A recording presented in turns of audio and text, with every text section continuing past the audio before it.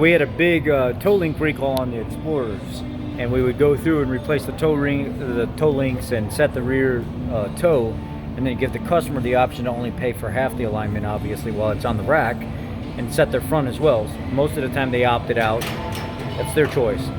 There's another one, it's called a 20S62, and basically they're finding that even though you're replacing the toe links, there's something else going on. Let me flip this around. This bushing in here, where this toe link comes out of the frame and bolts to this knuckle, they're saying this bushing is, or the sleeve that goes through this ball joint here, it's bound up. And if it's bound up and it won't move, and it rotate, spin back and forth, that as the vehicle goes up and down, it's going to wear that joint and it's going to pull it and eventually break it away. So no more than 11 foot-pounds should it take for that inner sleeve to spin. So basically what you do is you pull this bolt off, pull the link up out of the way, put the bolt back in, torque it down, and then see what type of play and rotation that joint has on whether or not, and that would indicate whether or not this whole knuckle needs to be replaced. So now what I'm going to do is pull this bolt out. It's an 18 here, 21 on the inside.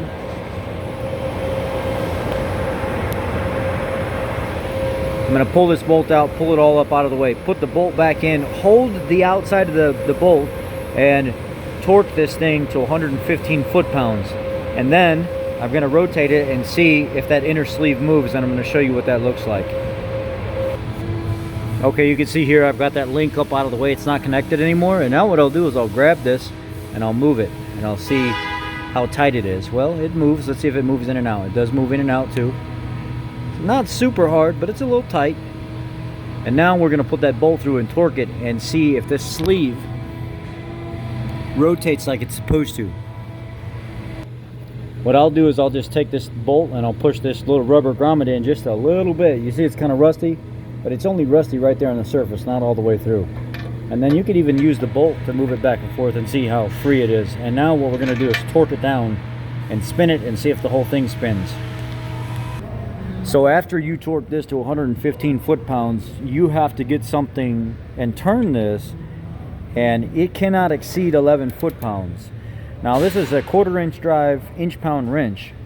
So what I did is I moved it to 132 inch-pounds, which is it's equivalent to 11 foot-pounds. Now I want to pull this and see if it clicks before, and it's already rotating. So I know my knuckle is not seized up. It passes the spec, it's rotating. It says to keep the joint as straight as possible, and if you don't actuate, and it immediately, almost with no pressure, it turns. So I know this joint is good, it's solid, it shows to not have a lot of play. I can now go ahead and put this side back together. Basically what they're saying is as the body moves up and down, they don't want excessive binding inside this joint to cause this joint to wear out, and they're finding that some of them have wear, and this is so rusty inside here that it's bound up and it's causing this ball joint here to wear. This passes the test almost immediately with no pressure, and we can say we have passed. So you see here, I'm just barely touching and it's turning. It's not even getting close to clicking. So this will pass. I'll go over to the other side and do the same thing. I have not seen one of these fail yet. Luckily, when one of these do fail, the whole joint gets replaced and you put a new toe link in here, and any associated parts that go with it. There are only one-time use, which that's what the TSB states, but this has not failed.